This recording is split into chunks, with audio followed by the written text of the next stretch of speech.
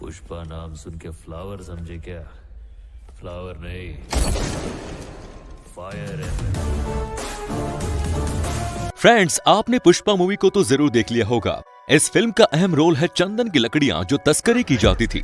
पर क्या इस मूवी में आपने इस चीज को नोटिस किया कि जंगल के बीचों बीच तमिलनाडु और कर्नाटक के बॉर्डर को आपने पहले भी देखा है या सुना है या अखबारों में पढ़ा है?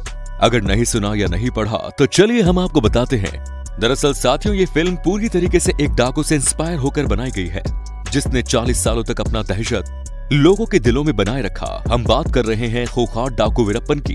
वीरप्पन की जिंदगी से इंस्पायर होकर बनाई गई पुष्पा मूवी आज सारे रिकॉर्ड तोड़ रही है।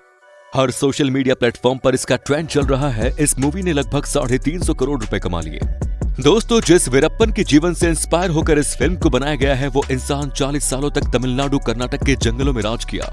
इस इंसान को पकड़ना इतना भी आसान नहीं था। इसे पकड़ने के लिए सरकार ने इसके ऊपर लाखों का इनाम रखा और अपना करोड़ों रुपए इसके पीछे फूंक चुकी थी। साथियों, क्या थी इसके पीछे की कहानी, आइए जानते हैं इस वीडियो में।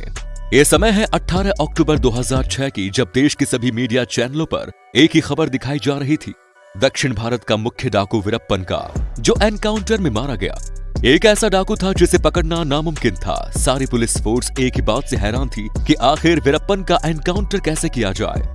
दोस्तों, आपने कई सारे डाकुओं को देखा होगा, लेकिन वीरप्पन उनसे बहुत ही अलग था। इसने लंबे समय तक जंगलों में राज किया। कहा कुछ ऐसा भी जाता है कि जंगल ही उसका घर था। पर साथियों, डाकू बनने की इसकी कहानी 1962 से शुरू हो चुकी थी, जब ये केवल 10 साल का था। 10 साल की उम्र में ही इसने एक तस्करी करने वाले गुंडे को कत्ल कर दिया। वीरप्पन के गांव वालों के मुताबिक ये बहुत ही गरीब परिवार से बिलोंग करता था। 1965 में इसने अपना घर छोड़कर जंगलों में रहना शुरू कर दिया और जंगल के तकरीबन 2000 हाथियों को ढेर कर दिया। हाथियों को ये अपने बचाव के लिए नहीं मारता था, बल्कि उन्हें मारकर उनके दांतों को बेचा करता था। इतना ही नहीं, उन जंगलों के चंदन की लकड़ियों को भी काटकर उसकी तस्करी किया करता था।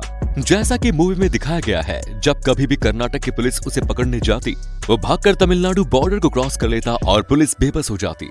पर साथियों, एक बात और, अगर कोई भी इसकी जासूसी करने की कोशिश करता था तो वो उसे स्वर्ग पहुंचा देता था। इसने 184 लोगों को मौत के घाट उतारा था। ये पैसों के लिए बड़े बड़े व्यापारियों का अपहरण कर लेता था और उनके फैमिली से पैसों की डिमांड करता था। वीरप्पन की दहशत हर दिन बढ़ती चली जाती थी। साथियों, जिस जंगल में वीरप्पन रहता था, उस जंगल का कोना कोना उससे वाकिफ था। पर साथियों, हैरानी वाली बात तो यह है कि 2002 में इसने कर्नाटक के मिनिस्टर नागमक को किडनैप कर लिया। मांग पूरी न होने पर उसने मिनिस्टर को भी मौत के घाट उतार दिया। इस समय वीरप्पन की दहशत इतनी ज्यादा बढ़ चुकी थी कि इसे पकड़ने के लिए सरकार अपने आप को बेबस और लाचार महसूस करने लगी। फिर सरकार ने उसे पकड़ने के लिए उसके ऊपर 5 करोड़ का इनाम रख दिया, लेकिन इसका भी कोई फायदा नहीं हुआ क्योंकि वीरप्पन को कोई छूने से भी डरता था। पर दोस्तों, उसके एक लापरवाही ने उसकी जान ले ली। दरअसल कुछ समय बाद वो अपना मैसेज लोगों तक पहुंचाने के लिए अपना वीडियो बनाता था और जिसको भी SMS पहुंचाना था उसे इस वीडियो के माध्यम से पहुंचा देता था। उसी बीच विजय कुमार के हाथ में वीरप्पन का एक वीडियो लगा। जब उन्होंने इस वीडियो को गौर से देखा तो उन्हें समझ में आ गया कि इसकी एक आंख में कुछ प्रॉब्लम है और हो सकता है वो अपनी आंख का इलाज करवाने हॉस्पिटल जरूर आएगा। बात बिल्कुल सही निकली। वीरप्पन अपनी एक आंख से बहुत ज्यादा परेशान था। उसका इलाज करवाने के लिए वीरप्पन तरकीब लगाने लगा था और फ्रेंड विजय कुमार के जासूस वीरप्पन के गुलाम बनने का नाटक कर रहे थे और उन्होंने जबरदस्ती वीरप्पन को उकसाया कि अगर वो इस समय पर इलाज नहीं करवाएगा तो उसकी आंख खराब हो सकती है और उसकी मौत भी हो सकती है। जिसके भय से वो ऑपरेशन करवाने को रेडी हो गया और पुलिस वालों की भी पूरी तैयारी वीरप्पन को पकड़ने के लिए हो चुकी थी। विजय कुमार के जासूसों ने वीरप्पन से कहा कि सड़क किनारे एक एम्बुलेंस आएगी जो उसे हॉस्पिटल ले जाएगी, लेकिन असलियत में ये कोई एम्बुलेंस नहीं था। ये पुलिस की गाड़ी थी जिसमें ड्राइवर और वार्डन दोनों विजय कुमार के आदमी थे। थोड़ी दूर जाकर ड्राइवर ने गाड़ी को रोक दिया और ड्राइवर वार्डन दोनों गाड़ी से उतरकर भाग गए। फिर उसके बाद पुलिस की एक बड़ी टीम फायरिंग शुरू कर दी। तकरीबन 338 राउंड फायरिंग हुई, मगर 338 राउंड की फायरिंग में वीरप्पन को 2 ही गोलियां लगी जिससे उसकी मौत हो गई। साथियों, वीरप्पन पर एक किताब भी लिखी हुई है जिस किताब में वीरप्पन को पकड़ने की पूरी साजिश को एक्सप्लेन किया गया है।